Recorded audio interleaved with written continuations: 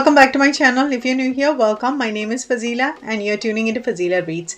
Today we are going to be doing another book tag and it's a mid-year freakout book tag. I can't believe it's already nearing the end of June.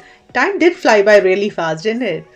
With a 5-month-old baby and my older kids having school, exams and everything, it's a miracle I even read as much as I did.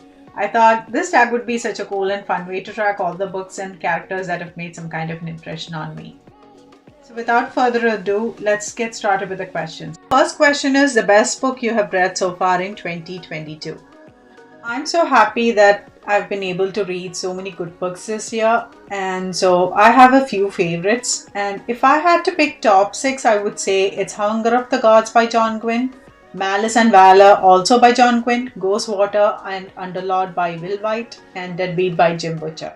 These were a blast and they have given me so much enjoy, from the constant edge of the seat action to also wonderful side characters who are some of my top picks for entertaining characters. I mean, I could talk about my love for these books all day long. Second question is your favorite sequel of 2022. This is an easy one and I can confidently say The Hunger of the Gods by John Gwynne is my favorite sequel of this year. It was so much more intense than the first book and we've got so many new things happening. Also 2 new POVs were added to it that made the whole book so much more excellent. The ending was crazy. I can't wait to see what Gwynne has in store for us for the third book. I've got a review up on my website and also on YouTube. You can check the iCard above. Please do watch it if you're interested. The third question is a new release you haven't read but want to.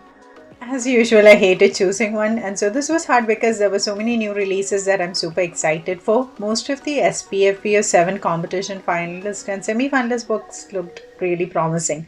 I haven't been able to check any of these out because of my prior book commitments, but if I had to pick one that calls to me the most, it would be the SPFBO 7 semi-finalist Gunmetal Gods by Zamil Akhtar.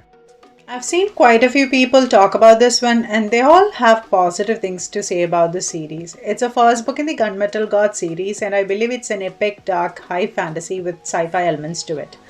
The blurb says, Game of Thrones meets Arabian Nights in the blood-soaked fantasy epic inspired by crusades featuring Lovecraftian gods, mischievous jinns and astral magic. That sounds freaking cool. I really hope I can get to it soon. So the fourth question is the most anticipated release for the second half of the year.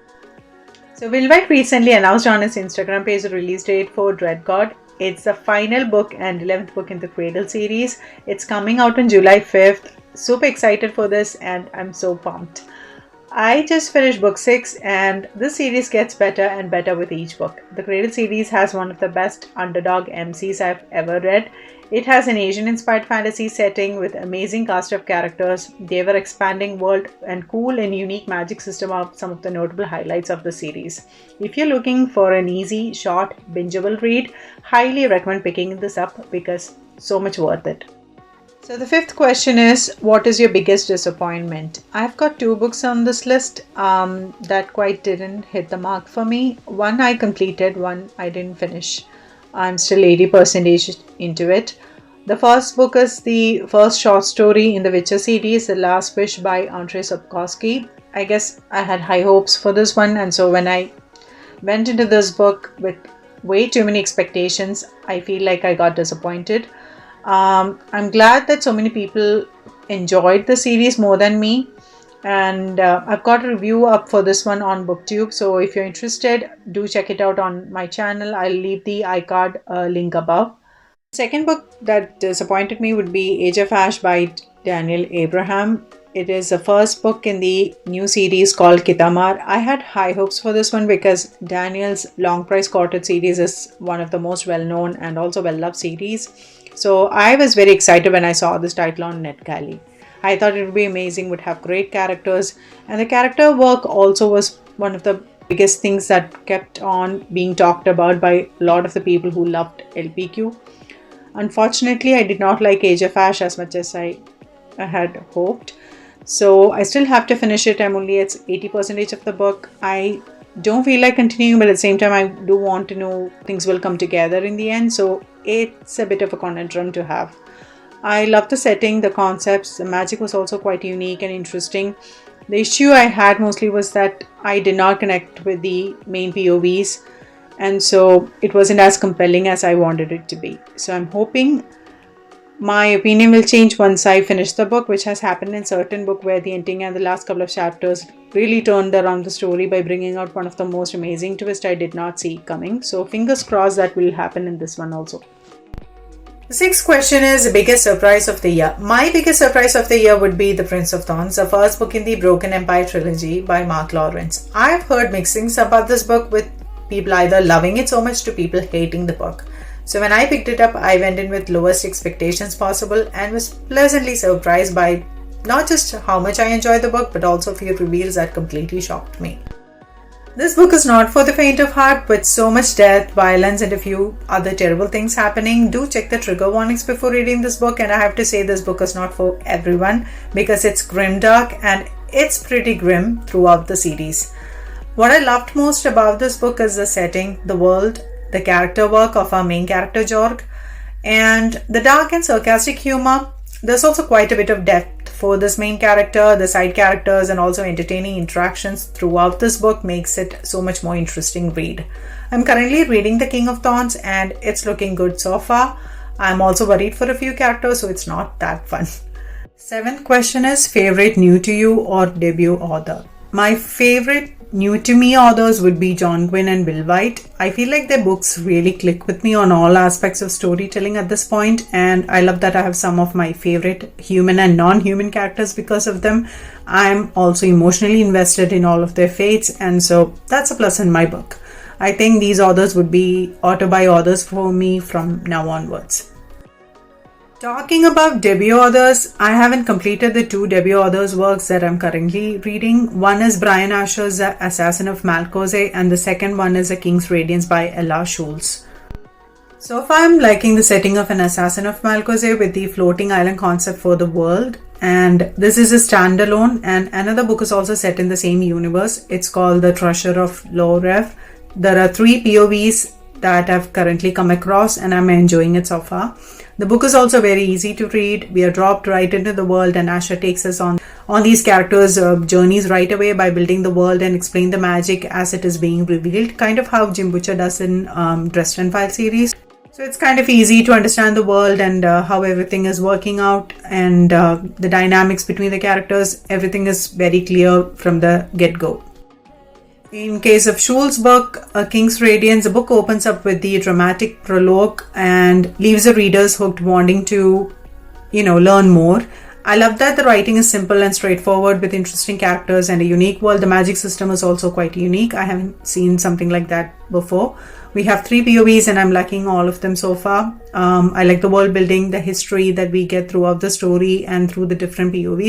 One of the main characters reminded me of Simon from the Dragonborn Chair by Tad Williams. The setting and part of the world and a few elements reminded me of Prince of Thorns.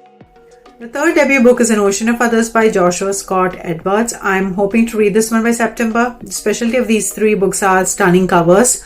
I think indie authors have upped the game when it comes to cover arts, and the bar is set quite high. Stunning covers aside, the book synopsis really sealed the deal for me. They were quite interesting and unique. I'm also excited to see what stories our debut authors have to tell. I'm hoping, fingers crossed, these 3 will be possible favorites for me in 2022. 8th question is your new fictional crush. I don't have a fictional crush right now. I feel like after reading all these fantasy books that are pretty grim and dark, having a crush on one of those morally grey characters would be a bad idea. So we are going to go for the list of characters that I admire after reading all these fantasy books. Orca is the top one. She is a badass female character from The Hunger of the Gods. She's also one of the main POVs from the book. I love the fact that she is a really powerful warrior, and not just that, she's also a wonderful mother and very protective of her kid and everyone around her, which is something that you can always admire in a character. I haven't seen any artworks for her yet, so we'll use this pic. Just imagine her with white hair instead. I also loved Lyndon and Yerin from the Cradle series. Loved their dedication and tenacity. Absolutely loved Butters from the Dresden Files. He was sweet, vulnerable, strong when it counted, and so that was something special. Polka will never die. If you know, you know. I mean, I could go on, and we haven't even scratched the surface of characters that I love and admire, so let's just put a stop here. Ninth question is new favorite character. Okay, hold up. Where do I even begin with this question? I know the question is for one character, but if you know me, you already know that I hate choosing. So I have compiled a list of few of my favorites. Other than the previously mentioned characters, I enjoyed Orthos, Little Blue, Ethan, Mercy, and Ross from the Cradle series. I don't know if I should talk more about these characters. I feel like if I say something, it might spoil for those of you who haven't read the series. So I'm just going to just mention their names. Bob and Mouse from the Dresden Files, and Brighty from the Raven and the Dove series by Caitlin Davis. Not that the other characters were not my favorite, it's just that Brighty's show was a bright spot in the series. Binabik, Kantakar, Duke, is Grimna from the Dragonborn chair. Wesley, Spurt, Brekka, Spake, Rokia, Einar, and so many more from the Bloodsworn saga. Corbin, Sivan, Storm, Quinn, and so many more from the Faithful and the Fallen series. 10th question is a book that made you cry. I haven't bawled my eyes out or anything. I did get emotional after reading the Bloodsworn saga and the Faithful and the Fallen series, Malice and Valor. I'm still reading Ruin. So the death count is quite high in both of these series, so it was obvious we were going to lose at least some of our lovable characters. 11th question is a book that made you happy. Okay. I've had fun with the Dresden Files as it's high in action, there's quite a bit of humor, and it's a fun ride throughout. But if you ask me for a happy book, I don't think I have one. I only read fantasy books and those were pretty grim and dark. And while I was happy with the endings and the sequels and so on, I don't think I can say it gave me the same joy or giddy feeling that I would get from a rom-com.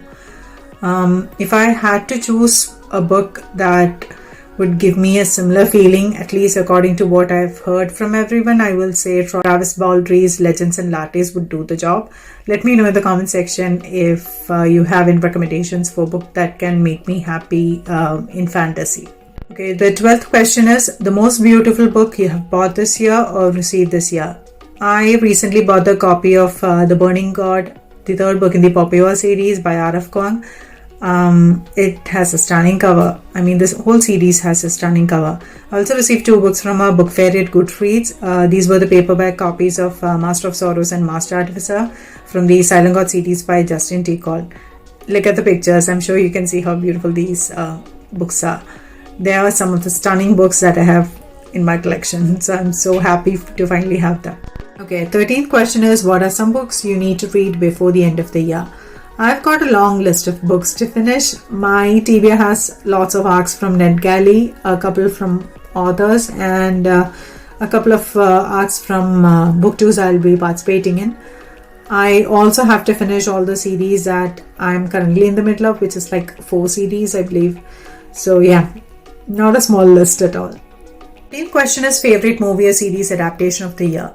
I'm not much of a TV person, so I haven't watched any shows or movies this year. I was, however, excited for season 2 of the Bridgerton series. I did read all of the books long back and enjoyed them. They are super fun, quick, and quirky. Definitely worth binging if you enjoy historical romances. That's about it. How have your reading year been? What were some of your highlights of this year? Do let me know in the comment section down below. I would love to know. Thank you so much for watching. Until next time, take care. Bye-bye.